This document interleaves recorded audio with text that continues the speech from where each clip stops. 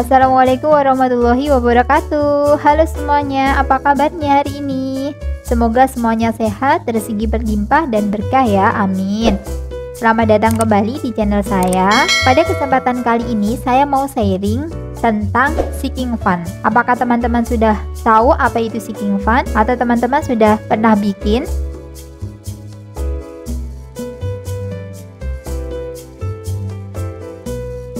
Apa itu Seeking Fund dan apa itu fungsinya? Seeking Fund adalah dana khusus yang disisihkan untuk keperluan di masa depan. Ya, sama-sama seperti tabungan, tetapi bedanya Seeking Fund ini sudah dikhususkan untuk tabungan tertentu. Misalkan untuk membeli rumah, membayar tagihan tahunan seperti itu. Seeking Fund bisa digunakan untuk mendanai semua kebutuhan dan apapun bentuknya, mulai dari renovasi rumah, membeli mobil baru, bekal untuk liburan, hingga membiayai tagihan yang jumlahnya sangat besar. Seperti misalkan kontrakan, ya kalau misalkan kita masih kontrak, kemudian pajak kendaraan, kemudian juga bisa digunakan untuk liburan, mungkin keliling Indonesia atau keliling dunia ya, amin. Kemudian tujuan dari Seeking Fund adalah mencegah Anda mengambil atau mengurangi dana darurat yang Anda miliki, sehingga dana darurat bisa digunakan untuk keperluan lain yang lebih mendesak nantinya. Kemudian apa sih bedanya antara Seeking Fund dan Emergency Fund atau dana darurat? Kalau Seeking Fund yaitu dana yang sengaja Anda sisihkan dan bisa digunakan dalam situasi apa saja. Misalnya untuk berlibur, membeli hadiah, atau membeli mobil baru. Anda tidak perlu khawatir menghabiskan Seeking Fund untuk kegiatan yang sifatnya bersenang-senang jika memang Seeking Fund itu sudah dialokasikan untuk biaya hiburan. Ya, jadi untuk berlibur atau beli hadiah atau yang lainnya. Tapi Seeking Fund kalau misalkan kita sudah alokasikan untuk membayar tagihan, maka juga tidak boleh digunakan suka-suka ya. Sedangkan untuk emergency fund atau dana darurat, seperti namanya, hanya digunakan dalam keadaan darurat saja.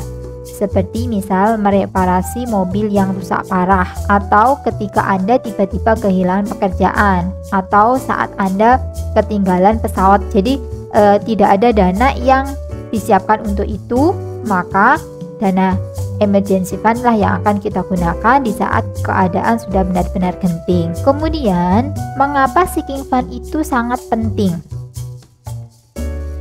Karena Seeking Fund itu fungsinya adalah untuk memenuhi kebutuhan apa saja dengan mudah, mulai dari kegiatan sepele seperti membeli tas baru hingga impian besar seperti jalan-jalan ke luar negeri. Jika semua keinginan tersebut Anda masukkan dalam pengeluaran bulanan, bisa-bisa Anda harus menguras tabungan. Berbeda halnya ketika Anda sengaja menyisihkan untuk keinginan yang ingin dicapai. Kemudian, bersenang-senang tanpa rasa bersalah.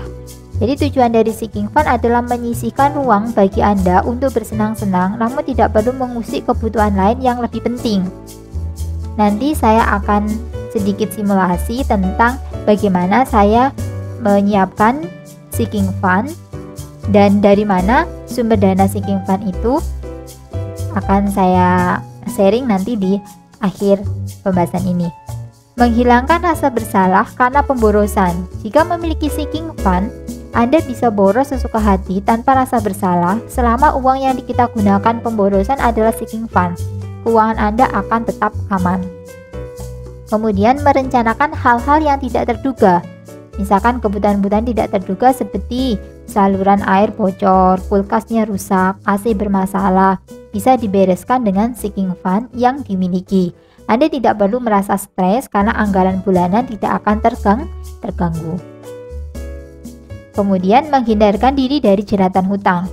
Kita bisa membeli barang yang disukai dengan cara menabung sedikit demi sedikit sehingga tidak perlu berhutang. Sebagai contohnya, misalkan kita ingin membeli sesuatu barang.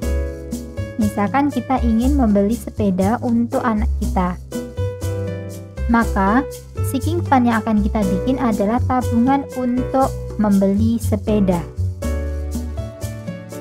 Kemudian, target jumlah tabungan, anggap harga sepeda adalah 2 juta misal.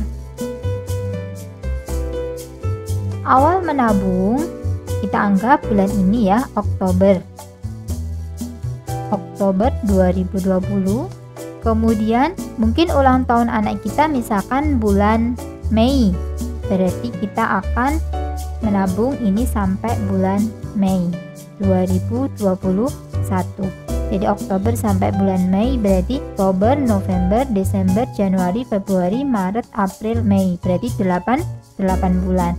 Dalam waktu 8 bulan kita harus mengumpulkan dana atau sinking fund senilai 2 juta. Maka anggap saja misalkan satu bulannya kalau kita rata-rata berarti harus berapa ya? Satu bulannya kalau kita rata-rata misalkan 250. Ya lumayan besar ya. Ya mungkin bisa jangka waktunya dibuat lebih panjang juga boleh.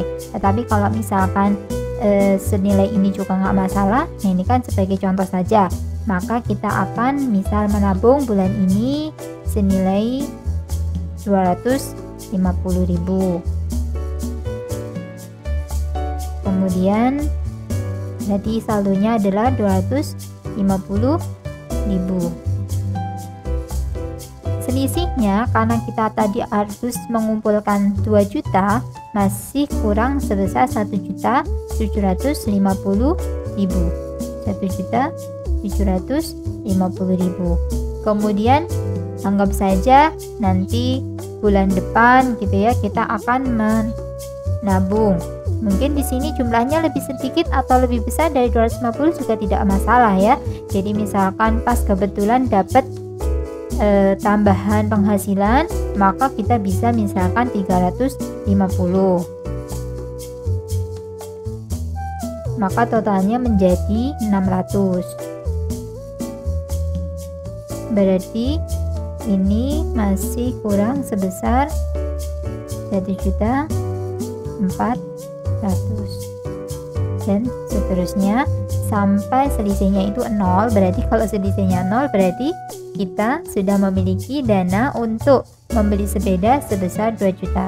Jadi menggunakan alokasi sinking fund seperti ini untuk membiayai tagihan-tagihan yang sifatnya itu sudah pasti tetapi dalam jangka waktu tahunan itu akan lebih mudah. Jadi pada waktu jatuh tempo itu kita tidak kesulitan untuk mengambil dana tabungan yang lain untuk membayar tagihan. Jadi biasanya sinking fund yang berupa tagihan yang kita perlu bikinkan itu adalah membayar pajak kendaraan, kemudian membayar kontrak kalau misalkan masih ada sewa rumah, kemudian uang pendidikan anak jika memang belum punya alokasi untuk dana tabungan pendidikan. Berarti itu semuanya bisa dibikin di sinking fund. Jadi kita bikin sinking fund untuk macam-macam itu boleh. Jadi ya kita buat sesuai dengan budgetnya. Kalau saya pribadi, dari mana saya menyisihkan dana sinking fund itu biasanya dari sisa belanja. Aslinya itu harus kita sisihkan ya, tetapi kalau untuk sinking fund yang sifatnya hiburan itu bisa kita sisihkan dari sisa-sisa misalkan belanja bulanan. Misalkan saya alokasikan dana bulanan saya itu kan 1 juta untuk biaya konsumsi. Ternyata di sana itu masih sisa. Jadi dari uang sisa itu, dan itu jumlahnya itu relatif besar kalau menurut saya, jadi kayak misalkan 400.000, 500 bahkan lebih, itu kan kategori dana sisa tetapi relatif besar, jadi bisa dialokasikan untuk hal-hal seperti ini.